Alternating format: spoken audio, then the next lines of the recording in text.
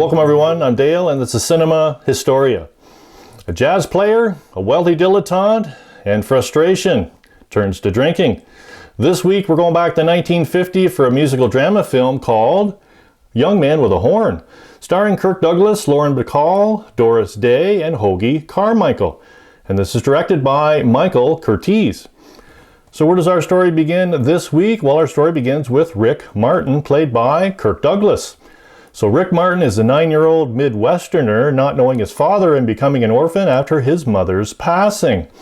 Living with his elder sister in an isolated world, moving from Missouri to Texas, Oklahoma, and finally California, he is first drawn to an inner-city mission church and its piano-accompanied hymns. Sneaking in after hours to play their piano and being intrigued by music, he sets out seeking a more portable instrument. One day, Rick's eye catches a trumpet in the window of a musical instrument pawn shop for $9. So he begins working as a pin setter in a bowling alley to save enough money to buy it. Hearing a jazz band playing from the bowling alley, he strolls over after work to hear them play. At the Dixie Club, he's introduced to Art Hazard, or nicknamed Pops, and his Dixie Pickers. Mesmerized by their music and saving enough money to buy the trumpet, Pops begins to tutor Rick into an outstanding player.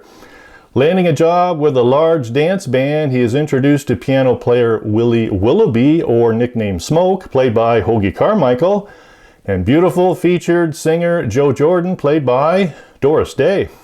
Enjoying finding work but not wanting to stick to the song arrangements, he breaks out into the song Get Happy, much to the crowd's approval, but gets him fired from the band.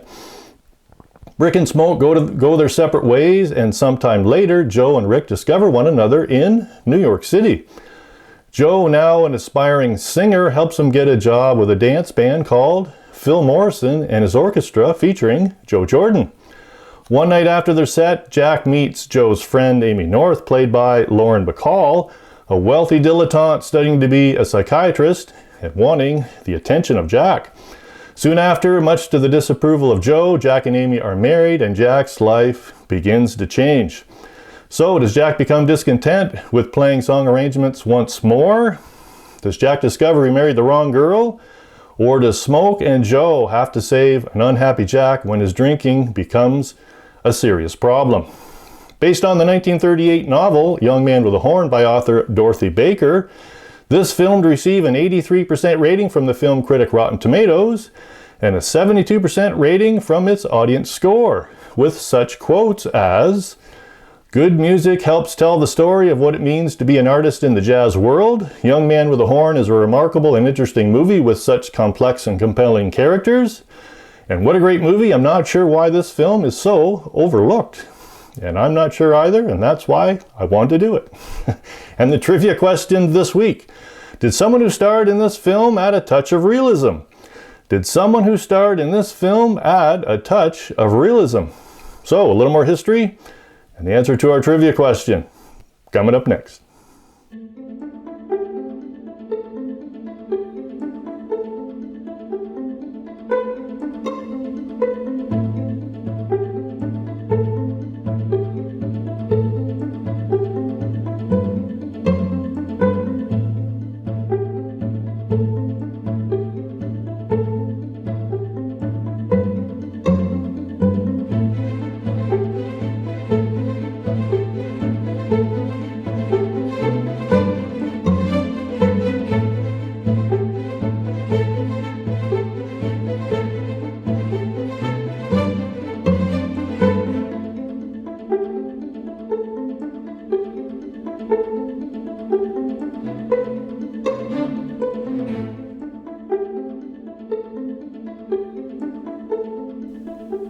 This week's film is based on a 1938 novel of the same name, which was inspired by the life of a jazz artist, Bix Beiderbecke.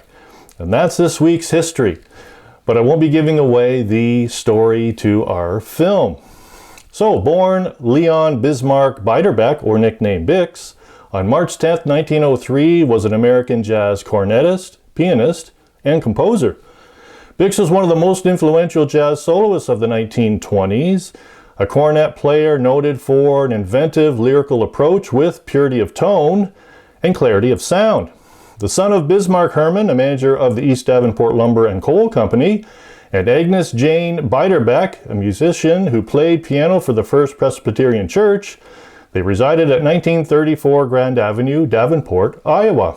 He attended Davenport High School in 1918 until 1920, and in September of 1921 he enrolled in Lake Forest Academy.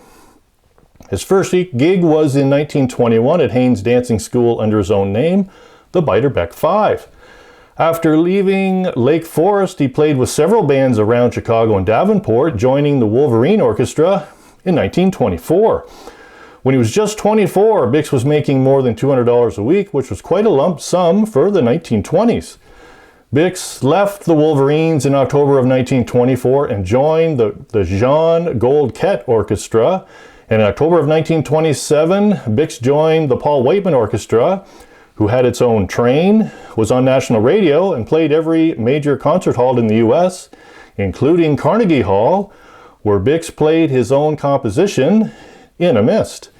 He continued with the Paul Whiteman Orchestra until September of 1929. Bix was considered a genius and jazz pioneer, according to his peers and music historians. He wrote such compositions as In a Mist, Candlelights, In the Dark and Flashes, and Davenport Blues.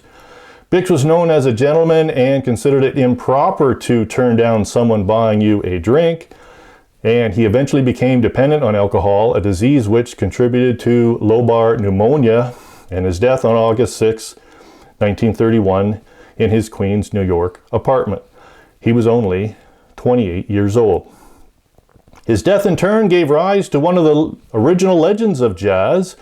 In magazine articles, musician memoirs, novels, and Hollywood films, Beiderbecke has been called a romantic hero.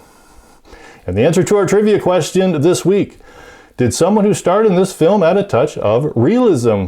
Well, yes. Composer, pianist Hoagy Carmichael, a friend of the real Bix Beiderbecke, added realism to the film as Rick's sidekick Smoke, and gave Kirk Douglas an insight into playing the role. Another couple of quick notes. Famed big band trumpeter Harry James dubbed Douglas playing, and also taught him the correct fingering of the instrument in a swing-era soloist style. Also, the Columbia 10-inch studio LP featuring Doris Day and Harry James hit the top spot on Billboard's popular album chart. Interesting. I hope everyone enjoyed watching this video, and I hope if you enjoyed it enough, if you could keep me going as a soloist and subscribe. And to everyone else, thanks for watching, everyone, and I hope to see you back next week.